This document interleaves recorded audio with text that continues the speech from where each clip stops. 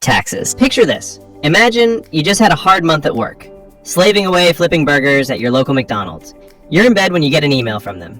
It says you've been paid $2,000, but your bank account only gets $1,456. You scroll down the stub. Federal income tax, state tax, Social Security, Medicare. This is the modern ritual of giving away a chunk of your money to invisible forces, and they expect you to say thank you. Here's the deal. Taxes are the cost of civilization. You pay, the government builds roads, funds schools, makes sure your favorite taco truck isn't infested with rats, and sends billion-dollar missiles to places you've never been. But there are different types of taxes. Income tax, which hits the money you make. Sales tax, which hits the money you spend. Capital gains tax, which hits the money your investments made while you were asleep. The government takes a little bit of every dollar. Nearly everyone also pays Social Security tax and Medicare tax. Basically, Social Security tax is like the government forcing you to save for your retirement. They force you to save money now, and you get it paid back to you over time when you retire. Medicare, however, is a health insurance tax that goes to supporting older people or people with serious health issues. Now comes filing your taxes. Oh boy, the government knows how much you owe, but it makes you guess. How cool. If you're right, no worries. But if you're wrong, you're cooked. When it comes to actually paying taxes, some people pay every few months. Some people pay yearly. And then there's those people that don't pay at all and end up in documentaries. I get that taxes are annoying, but it's not all bad. Countries with higher tax rates generally have a higher quality of life all round. Banks. So, you walk into a bank, hand the cashier your money, they count it, smile, and tell you it'll be added to your account. You walk out and think, great, now it's sitting in a vault somewhere, being guarded by a dragon. But in reality, that money's already gone. Most people think of banks like a big safe with only one job, guarding people's money. But in reality, they are just a middleman or a matchmaker for financial transactions. When you deposited that $1,000, the bank took $900 of it and gave it to someone who wants to buy a jet ski. That system is called fractional reserve banking, which basically relies on the idea that they only actually need to keep a fraction of the money on hand because not everyone is going to show up at the same time asking to withdraw 100% of their account. That is, unless it's 2008, of course, when people lined up to withdraw the entirety of their account, which caused the entire system to crumble. Banks make money by lending your money at a higher interest rate than they are giving you. That's really it.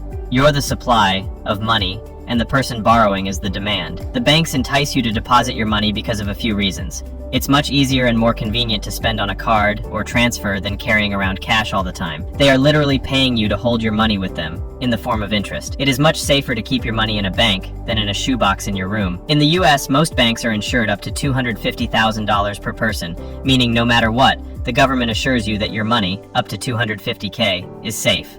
Interest. Imagine you borrow $1,000. You have to pay back $1,280. Why? Because of interest. Interest is money's way of charging rent to exist in someone else's hands. When you borrow, interest is the price tag for using someone else's cash. When you lend or save, interest is the reward for being patient and boring. There are two main types. Simple interest is like, here's a flat fee, thanks for playing. Compound interest is, every dollar I gave you now has clones, and they also want rent. Let's say you owe 20% interest on a credit card. You miss a payment. Now your interest is earning interest. Soon, your $12 burrito turns into a $50 regret. On the flip side, investing at 7% annual compound interest, that's your money duplicating itself like a cheat code. $100 becomes $200, then $400. Then one day you wake up and you're old, rich, and a little smug about it. This is why interest is the silent engine behind both wealth and debt.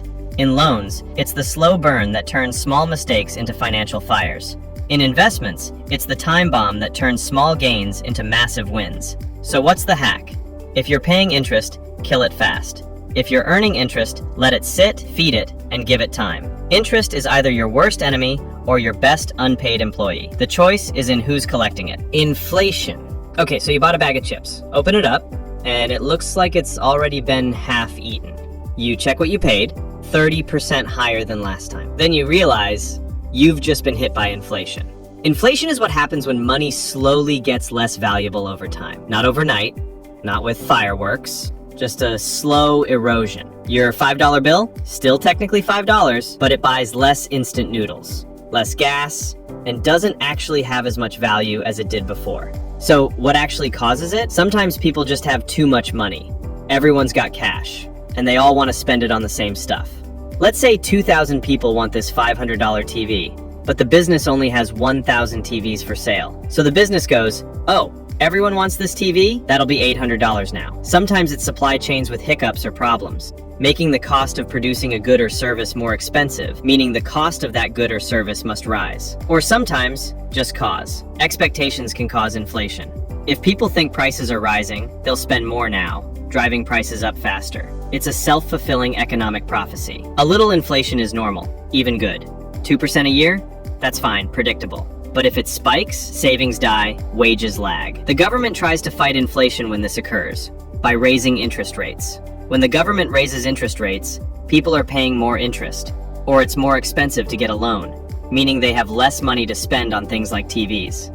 This causes a reduction in the amount of spending, pretty much cooling off the economy. Recessions. A recession is when the economy decreases for at least 2 quarters, or 6 months in simple terms. One day you're fine, you've got a job, bills are paid, you might even be planning a trip with the family, but suddenly there's layoffs, the stock market's only going down. In a recession, jobs vanish, companies cut costs, and everyone saves their money for necessities instead of buying things they don't need. Why does a recession happen? It could be a range of things. Could be high interest rates, making borrowing too expensive. Could be a global crisis, war, pandemic, rogue container ship. Could just be the economic cycle doing what it does best. Boom, peak, bust, reset. Think of the economy as a party. In the boom phase, everyone's dancing, drinks are flowing. But eventually, the lights flicker, reality hits, someone checks their bank account, and suddenly, the DJ's playing sad lo-fi beats about corporate downsizing. Recessions aren't forever, they're resets, painful ones. Governments might lower interest rates, send out stimulus, or just hope people start buying overpriced coffee again. Eventually, spending returns, businesses rebuild, growth resumes, but not without scars. Credit scores. A credit score is a shadowy algorithm that knows your name, your past, and how many times you paid your credit card late in college. A 3-digit number that decides whether you get a house, a car, or a soul-crushing 27% interest rate on your new TV. This number isn't about wealth, it's about trust. Lenders want to know, if I give this person money, will they actually pay me back? The score has a range from 300 to 850. Below 580, you're a walking red flag. Over 750, you're sparkling with adult credibility. Most people, stuck somewhere between 640 and 790. How is a credit score calculated? Payment history. Do you pay on time? This is the big one. Credit utilization. How much credit are you using versus how much you could? Credit age. How long you've had accounts. Credit mix. Cards, loans, mortgages. Variety helps. New credit. Too many recent applications? All of these things are the ways it is calculated. But to actually increase your score, you have to make the required payments on each of your loans before you enter the late period. If you enter the late period, your score decreases.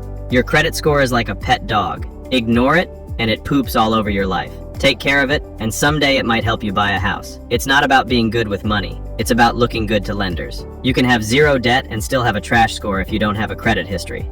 So yes, the game is rigged. But if you learn the rules, you can rig it back. Currency, or money. The weird part about currency and or money is that it's actually not real. Humans have developed money in order to make the world better. Money makes trading easier, makes it easier to build systems and to organize society. In saying that, there is no more legitimacy between a dollar bill and a Bitcoin. People believe a dollar bill has more legitimacy, and maybe it does, for now, but only because people believe it does. The same can be said for a dollar bill and a stick. The only reason a dollar bill can buy something, and a stick cannot, is the fact that we as a society have agreed that a dollar bill is worth something, while a stick is not. So how does money actually work? Well, the government prints it, the central banks regulate it, and everyday people trade it in exchange for goods and or services. The reason the banks have to regulate it is because if the government prints too much, then inflation kicks in, and everyone's money becomes monopoly money. If the banks make it so there is too little money, no one can afford to live. Currency, or money, is a social construct built on a shared belief and trust. Investing. So you know what inflation is now, and the best way to combat inflation, so your money doesn't become less valuable, is investing.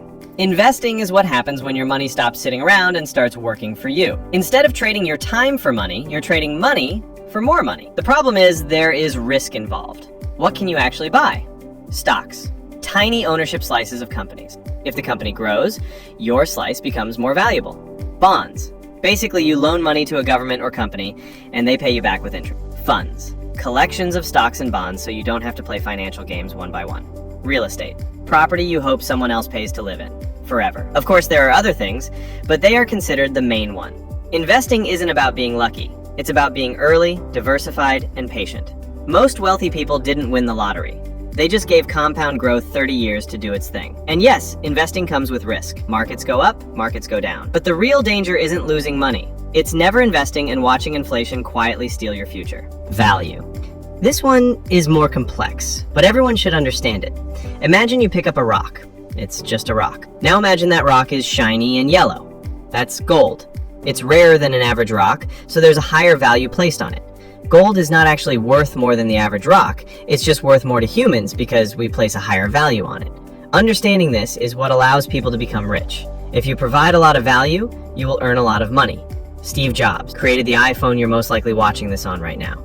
He created something with a large amount of value, so millions of people gave him thousands of dollars for that bit of value. It's the same reason that doctors and lawyers earn so much money. The value they provide is large, and people are willing to pay a large amount of money for their service. Value is the same reason Gucci or Louis Vuitton can sell the same handbag as Target, but charge 100 times the price.